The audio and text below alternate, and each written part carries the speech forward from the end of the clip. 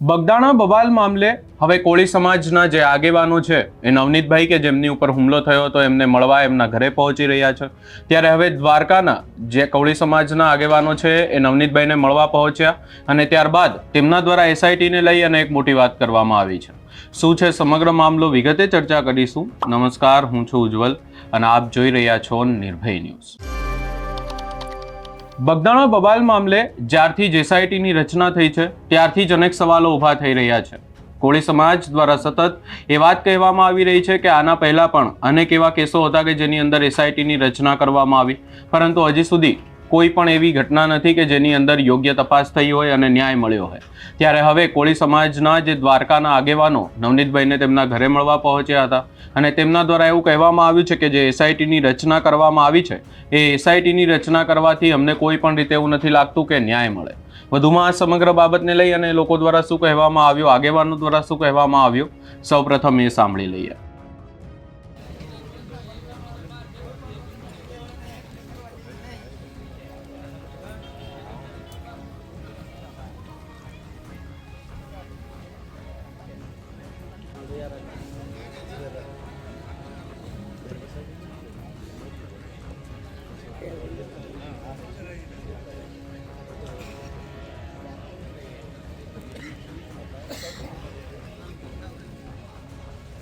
હું જયદીપ વાઘેલા, સિહોર શહેર કોળી સમાજ યુવા પ્રમુખ।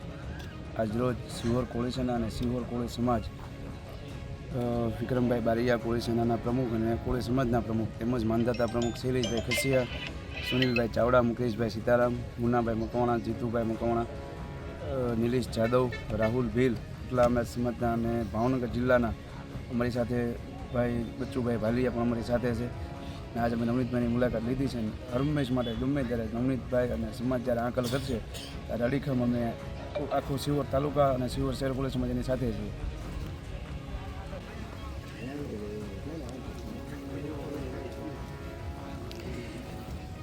બોલો ભાઈ।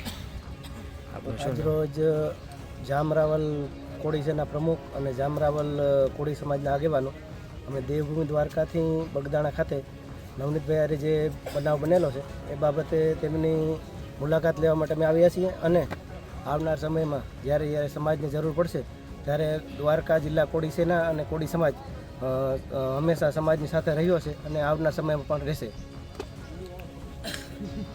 મારું નામ રામદેવભાઈ ધીરુભાઈ જાદવ, દેવભૂમિ દ્વારકા।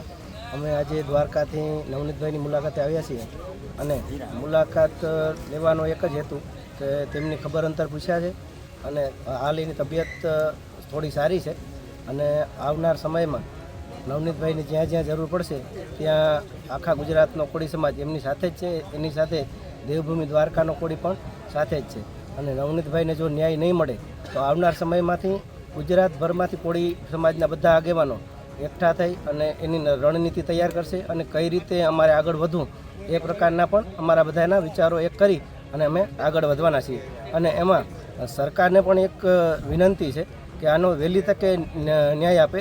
એસઆઈટીની રચના કરવાથી કોઈ ન્યાય મળે એવી શક્યતાઓ અમને હાલ નથી લાગતી, ભલે અમને એના પર વિશ્વાસ પૂરો છે, પણ જો આ પ્રકારનું ન્યાય નહીં મળે તો આવનાર સમયમાં કોળી સમાજ જલદ કાર્યક્રમો પણ આપી શકે। આ પ્રકારની અમારી યુવાન કોળી સેના અને તમામ કોળી સમાજની એક ચીમકી છે। હવે આ સમગ્ર બાબતને લઈ અને કોળી સમાજના આગેવાનો દ્વારા સ્પષ્ટ એવી વાત કહેવામાં આવી છે કે એસઆઈટીની રચના કરવામાં આવી છે, અમારી માંગ કંઈક છે અને એસઆઈટીની એની સામે રચના કરાઈ, પરંતુ આનાથી અમને નથી લાગતું કે કોઈ પણ પ્રકારે આ ઘટનામાં ન્યાય મળે। આગામી સમયની જો વાત કરવામાં આવે તો કહેવામાં આવ્યું છે કે આગામી સમયમાં જો આ ઘટનાને લઈ અને યોગ્ય કાર્યવાહી નહીં કરવામાં આવે, ન્યાય નહીં મળે તો આખા ગુજરાતનો કોળી સમાજ એ ભેગો થઈ અને આ વાતને લઈ આંદોલન કરશે। આ સમગ્ર બાબતે આપનો શું અભિપ્રાય છે એ અમને કમેન્ટ કરી જરૂર જણાવશો। અમારી ચેનલ નિર્ભય ન્યૂઝને લાઇક, શેર, સબસ્ક્રાઇબ કરવાનું ભૂલશો નહીં।